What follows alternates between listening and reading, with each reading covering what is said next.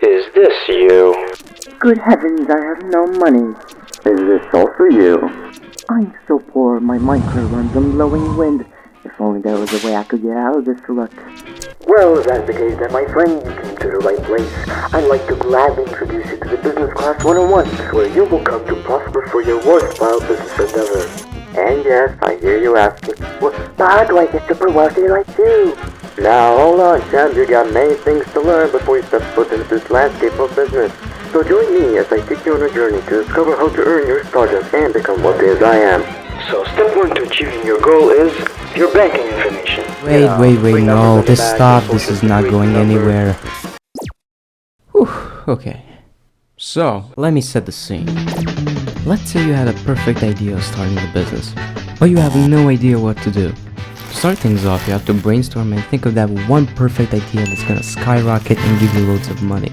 With all of this, it requires a lot of changing habits. Wait, hold on one second. Much better. And with that, you're the CEO of your business. You know, the big guy, the mastermind behind everything. But here's a slight problem. You don't know anything. What would you possibly give off value when you don't know anything? To actually fix that issue, you're gonna have to learn and actually apply what you know. Or in other words, to invest in yourself. And you'll have to remember this, the path you're treading isn't for the faint of heart. Like, at some periods, it can get really tough. And after a buttload of thinking, you actually come up with something. Selling pufferfish. That would be your product you're willing to sell to the people. And with the product you found, now you gotta find people who are actually willing to buy it. Those people will be your target group. So you with much confidence take a trip to your local village and find out nobody's willing to buy it. Oof, a bummer. Many of the people at this stage will probably give up and return to what they were previously doing. Or you could do the opposite and do better this time. Back to the drawing board. Let's go over the mistakes we've made. First, the product. Let's say you haven't properly researched how many villagers would actually buy pufferfish from you. From what we could tell, nobody wanted it. That would be an item that isn't in demand. Or if there is too many of a particular item, it will be oversaturated. Sure, you can always go ahead and sell that one item everyone else is selling, but after all, the chances of you selling it might as well be low. Villagers will rather buy something from you that is out of pure emotion, or in other words, impulsively. We can use the level of mechanic they have after many trades you have with them as a particular example. So to do that, we need to make a craze for that one item we want to sell. Or to make that one item we choose in high demand. You know, the type of item that which will solve an important problem to a villager, for example, whether it's farming or working on a crafting station. To summarize it, something that will help a villager.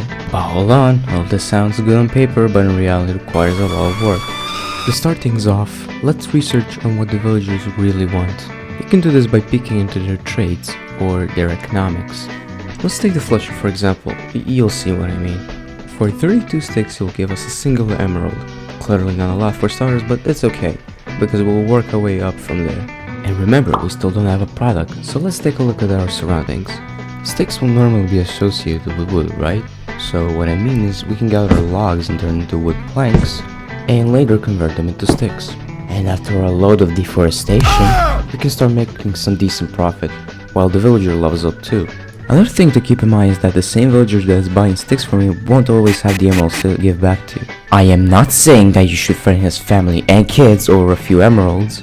Remember that he must resupply after a certain amount of time, so try not to be too reckless with it. And after a certain period of profits, in this case the saved up emeralds you have, the villager will eventually receive the master level.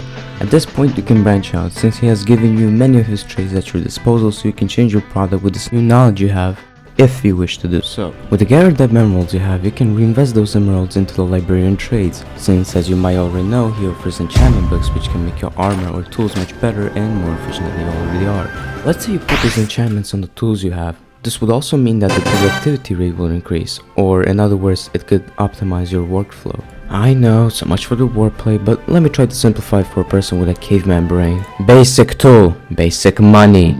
Better tool, great money.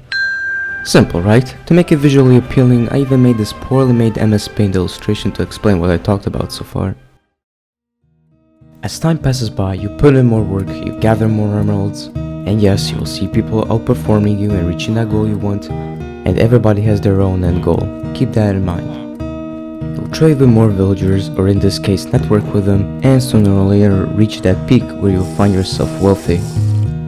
When you tread the path, you'll doubt yourself and even want to quit, but imagine if that one failure was just a step away from your success. And later on you'll find yourself on top of an emerald block throne you yourself built with the work you put in, while you will also see the rest of the people who put in the work to get where you're sitting right now sit beside you, hopefully. And there you have it, the actual Business Class 101 explained in Minecraft. If you enjoyed this video to its fullest, feel free to decimate that like button. Subscribing and commenting also tremendously helps this channel. Have a good one.